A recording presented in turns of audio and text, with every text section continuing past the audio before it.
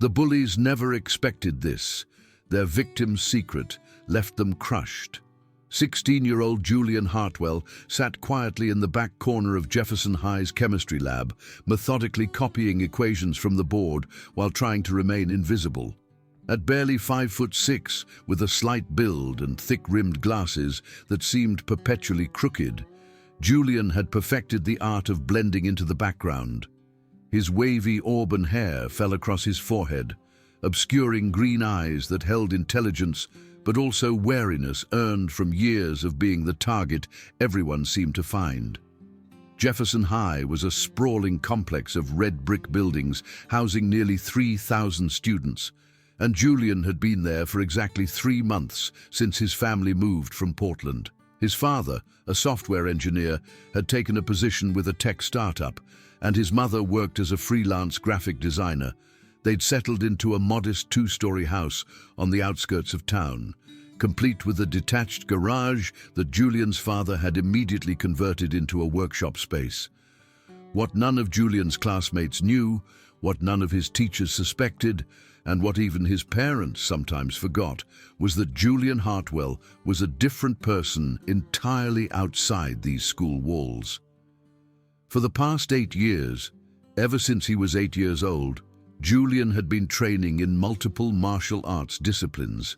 His grandfather, a former Marine who'd served 3 tours in Vietnam, had insisted on it after Julian came home from 3rd grade with a black eye and torn shirt.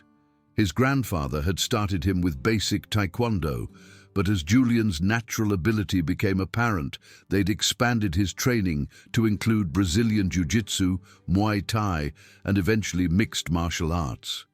By age 14, Julian held black belts in 2 disciplines and had won regional championships in youth MMA competitions. His bedroom walls back in Portland had been covered with trophies and medals, though those now sat packed away in boxes in the garage alongside his training equipment.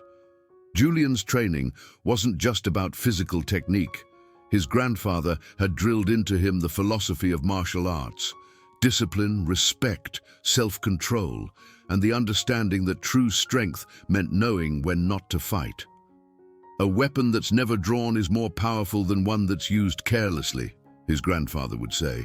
Julian carried that wisdom with him, even as he navigated the treacherous social waters of yet another new school.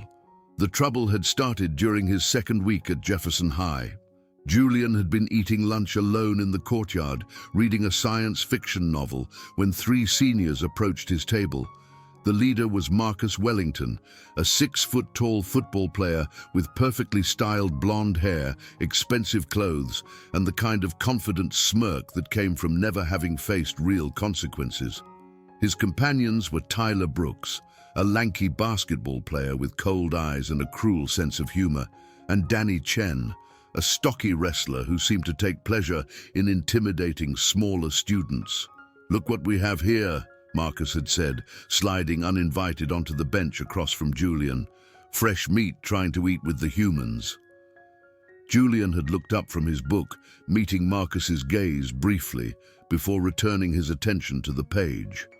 This non-reaction seemed to irritate Marcus more than any verbal response might have. "Did you hear me talking to you?" Marcus had demanded, reaching across the table to slam Julian's book shut. "I heard you," Julian had replied calmly, tucking the book into his backpack. "I just don't have anything to say." Tyler had laughed at this. "He doesn't have anything to say. Did you hear that, Marcus? The new kid thinks he's too good to talk to us." Julian had gathered his things and stood to leave, but Danny stepped into his path, using his wrestler's bulk to create an intimidating barrier. "Where do you think you're going?" Danny had asked. "We're not done with our conversation."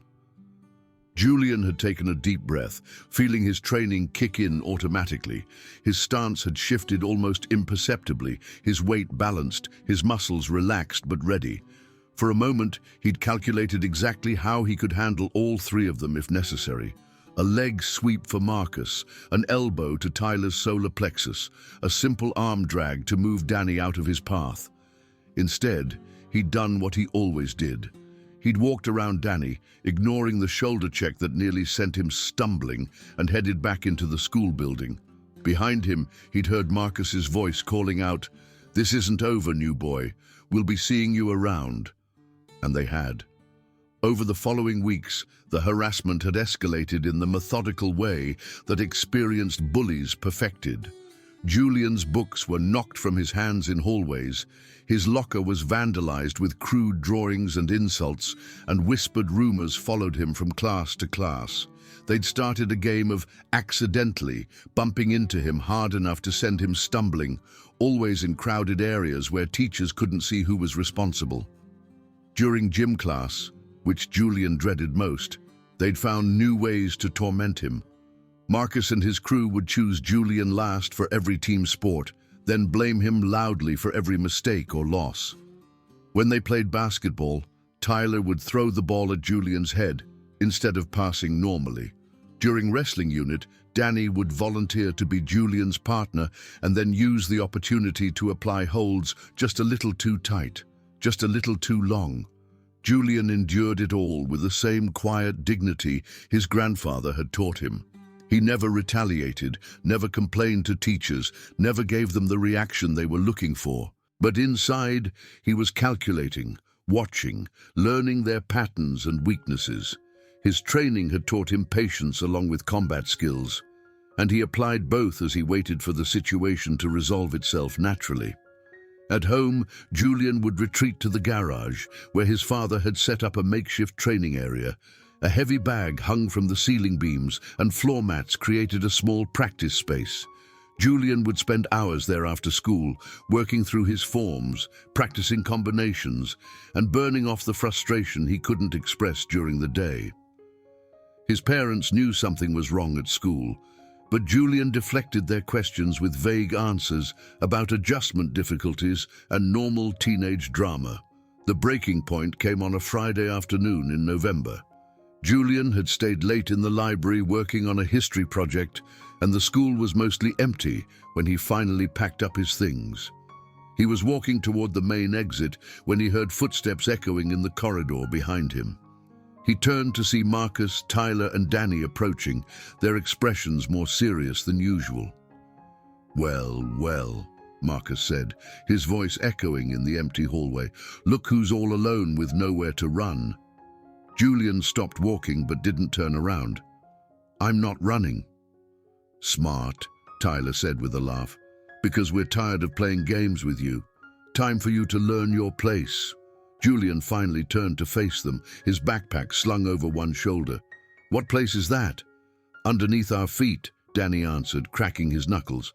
"See, we've been doing this the nice way, trying to teach you how things work around here, but you're too stupid to learn." Marcus stepped closer, invading Julian's personal space. "Here's how it's going to go. You're going to give us your lunch money every day. You're going to do our homework when we need it. And you're going to stay out of our way unless we need something from you." Julian felt the familiar calm settling over him, the mental shift that occurred when his training took over. His breathing deepened, his stance subtly adjusted, and his awareness expanded to take in every detail of his surroundings. The hallway was empty except for the four of them. The nearest exit was 20 feet behind Marcus and his friends. The janitor's closet to his left was unlocked. "What if I say no?" Julian asked quietly. Tyler laughed harshly. "You don't get to say no, that's the point." "What are you going to do about it anyway?" Danny added. "You're what, 5'6", maybe 130 pounds soaking wet? I could break you in half." Marcus reached out and grabbed the front of Julian's shirt, pulling him closer. "Last chance to do this the easy way." Julian looked down at Marcus's hand on his shirt, then back up at the bigger boy's face. "Take your hand off me." "Or what?" Marcus sneered. "Please," Julian said calmly, "just let go and walk away." This seemed to amuse all three of them. Tyler stepped closer on Julian's right side, while Danny moved to block any potential escape route to the left. "You're pathetic," Marcus said, tightening his grip on Julian's shirt. "No wonder nobody wants to." He never finished the sentence. Julian's left hand moved with lightning speed, covering Marcus's hand and securing it against his chest, while his right hand shot up to grip Marcus's wrist. Using a technique he'd practiced thousands of times, Julian stepped back and to the side while applying pressure to specific points on Marcus's hand and wrist. Marcus found himself forced to his knees, his arm twisted in a position that would break bones if Julian applied just a little more pressure. "What the hell?" Tyler shouted, rushing forward. Julian released Marcus and pivoted smoothly to face Tyler's charge. Tyler was fast, but he was also angry and careless. Julian sidestepped the wild swing Tyler threw at his head, caught Tyler's extended arm, and used the boy's own momentum to send him crashing into the row of lockers with a thunderous bang.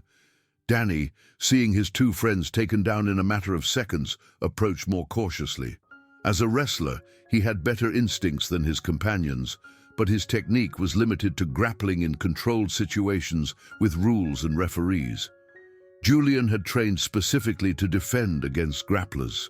When Danny lunged forward, trying to tackle Julian around the waist, Julian sprawled backward, avoiding the takedown, while simultaneously wrapping his arm around Danny's neck in a guillotine choke. Danny's forward momentum carried him directly into the submission hold, and within seconds he was tapping frantically against Julian's arm. Julian released the choke and stepped back as Danny collapsed to his knees, gasping for air. Marcus was still on the ground holding his wrist, and Tyler was slumped against the lockers with a dazed expression. "Are we done here?" Julian asked calmly, adjusting his glasses, which had somehow stayed in place throughout the entire confrontation. Marcus looked up at him with a mixture of shock, pain, and something that might have been respect. "What the hell are you?" "I'm someone who just wants to be left alone," Julian replied.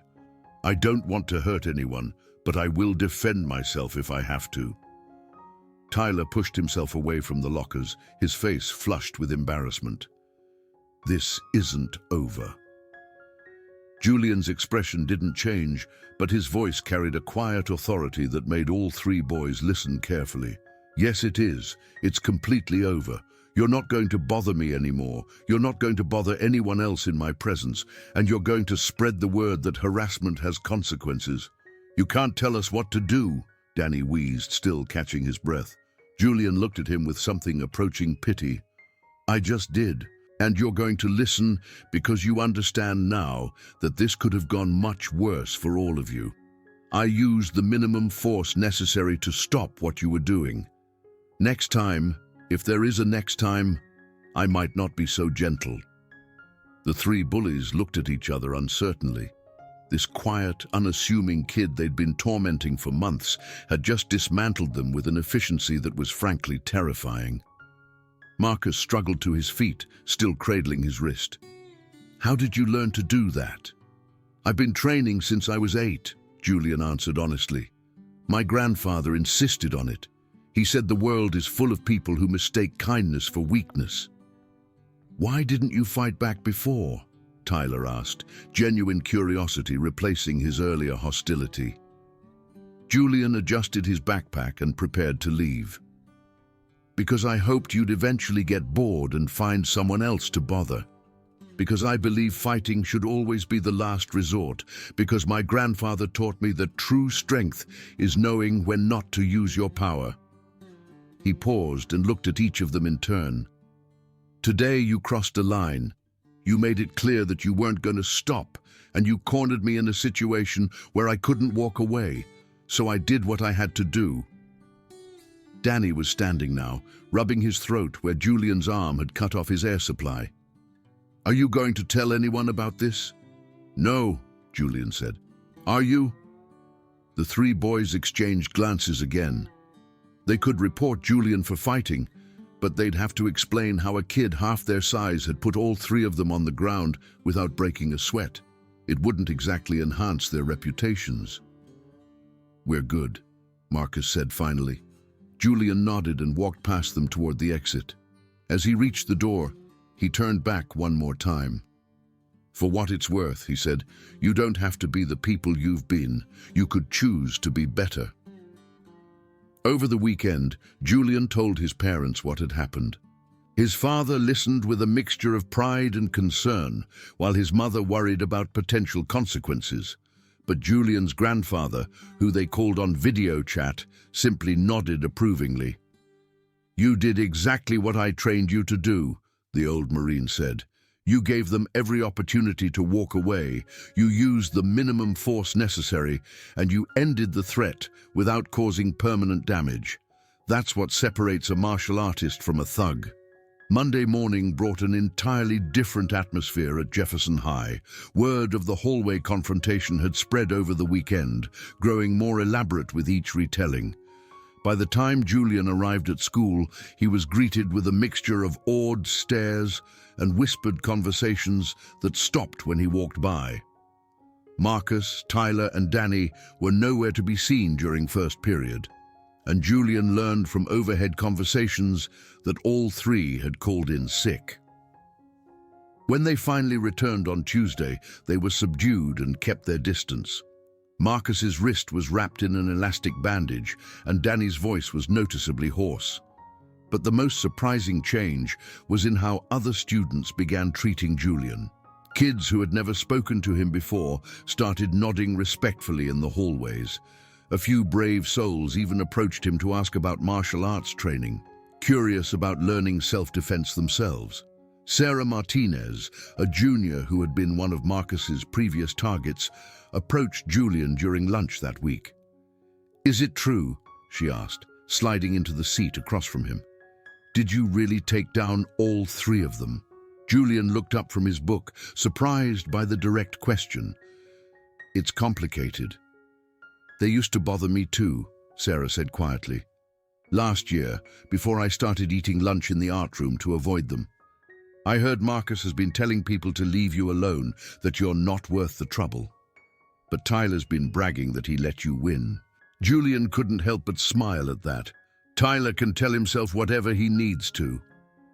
"Would you teach me?" Sarah asked suddenly. "Self-defense, I mean. I don't want to be afraid anymore." Julian considered her request. His grandfather had always emphasized that martial arts were about more than fighting. They were about confidence, discipline, and the ability to stand up for yourself and others. "I could teach you some basic techniques," he said finally. "But the real training takes years, and it's as much about mental discipline as physical skill." Word of Julian's offer to teach self-defense spread quickly, and soon he found himself with a small group of students who met after school in the gym. With the PE teacher's permission, Julian began teaching basic awareness, escape techniques, and simple defensive moves to anyone who was interested. Marcus, Tyler, and Danny maintained their distance, but Julian noticed changes in their behavior beyond just leaving him alone. Marcus stopped his habit of making cruel comments about other students' appearances. Tyler quit his practice of tripping freshmen in the hallways, and Danny, perhaps influenced by his brief experience with oxygen deprivation, became notably less aggressive in wrestling practice. The transformation wasn't instant or complete, but it was noticeable. Other students began standing up to the trio when they reverted to their old habits, emboldened by Julian's example and the knowledge that bullies weren't invincible. 3 months later, Julian was approached by an unexpected visitor. Marcus appeared at his lunch table, looking uncomfortable but determined. "Can I talk to you?" Marcus asked. Julian gestured to the empty seat across from him. Marcus sat down, glanced around to make sure they weren't being overheard, then leaned forward. "I wanted to apologize," Marcus said quietly, "for everything. The way we treated you, the way I've treated other people. It was wrong." Julian studied Marcus's face, looking for signs of insincerity, but finding none. "What changed?" Marcus was quiet for a moment, seeming to gather his thoughts. "A lot of things. Partly it was getting my ass kicked by someone half my size," he said with a rueful smile. "But mostly it was watching how you handled it afterward. You could have humiliated us, told everyone what happened, made us look like idiots. Instead, you kept quiet and started helping other kids learn to defend themselves." He paused, then continued. My little brother is in middle school now, and I started thinking about what I'd want to happen if someone was bullying him. I realized I wouldn't want him to have to deal with someone like me." Julian nodded slowly. "It takes courage to change." "I was wondering," Marcus said hesitantly, "if maybe I could join your self-defense group. Not to learn fighting techniques, but to help. Maybe I could talk to kids about the other side of it, about why bullies do what they do and how it feels to be called out for it." Julian considered the request. His grandfather had always said that everyone deserved a chance at redemption, but that redemption had to be earned through actions, not just words. "You'd have to prove that you're serious," Julian said, "and you'd have to be willing to apologize to every person you've bullied, not just me." Marcus nodded eagerly. "I've already started. It's harder than I thought it would be, admitting that you've been a jerk to people who didn't deserve it. But it feels right." Over the following weeks, Marcus proved true to his word. He publicly apologized to Sarah Martinez and several other students he'd tormented. He used his social status to shut down bullying when he witnessed it, and he became a surprisingly effective advocate for treating others with respect. Tyler and Danny took longer to come around, but eventually they too began making changes. Tyler joined the drama club, channeling his theatrical tendencies into more positive outlets. Danny started volunteering as a tutor for younger students, discovering that his natural intensity could be used to motivate rather than intimidate. By the end of the school year, Jefferson High had developed a reputation as a place where bullying wasn't tolerated, not because of strict policies from administration, but because the students themselves had created a culture of mutual respect. Julian's self-defense group had grown into a peer counseling program that addressed conflict resolution and character development alongside basic safety techniques. Julian's grandfather visited for graduation, and Julian took him on a tour of the school. They stopped by the hallway where the confrontation had occurred, and Julian pointed out the exact spot where everything had changed. "You know what I'm proudest of?" his grandfather asked as they stood there. "What?" "Not that you could handle 3 bullies at once. I knew you could do that years ago. I'm proud that you knew when to use your training and when not to. I'm proud that you found a way to solve the problem that made everyone stronger, not just yourself." Julian smiled, remembering the scared, isolated kid he'd been just 9 months earlier. "You taught me that strength isn't about how much damage you can do." "What is it about then?" his grandfather asked, testing him one more time. Julian looked around the hallway, now filled with students who had learned to stand up for themselves and each other. "It's about how much good you can do with the power you have." As they walked toward the graduation ceremony, Julian reflected on everything that had changed since that November afternoon. The bullies had thought they were targeting an easy victim, someone who would submit to their intimidation without resistance. They'd had no idea that their chosen target possessed the skills to defend himself and the character to use those skills responsibly.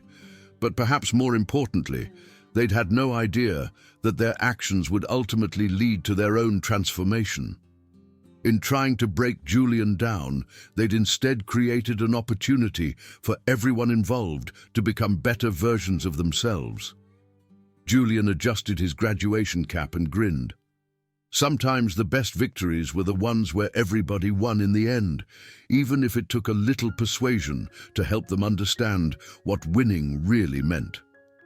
The bullies had indeed picked the wrong target, but in doing so, they'd picked exactly the right person to teach them that strength without compassion was just another form of weakness, and that true power came from lifting others up rather than tearing them down.